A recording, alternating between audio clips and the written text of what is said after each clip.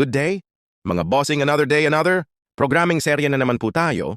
Nandito kami ngayon sa Malabon para gawin ang XADV 750 ni Bossing sa shop niya dahil nasira ang receiver module.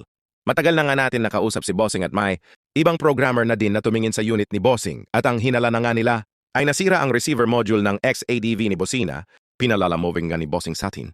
Nakaraan araw yung receiver module kasama, yung remote para matignan kung may pag-asa pa magawa, kaso wala na tayong nagawa, sira na talaga.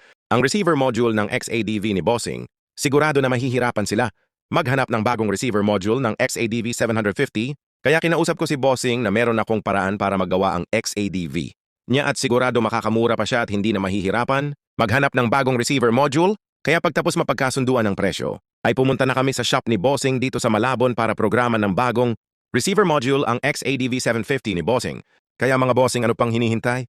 Niyo kung ikaw ay nawalan din ng remote at gustong magkaroon ang extra remote o may iba pang concern sa inyong mga motor o sasakyan, mag-inquire lamang po dito sa aming page.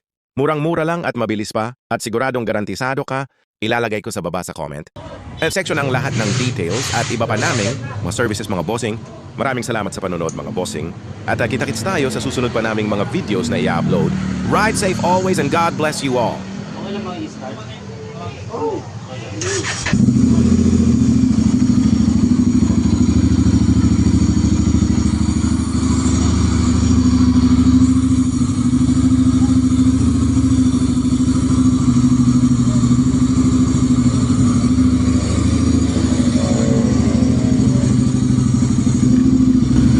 Ayun guys.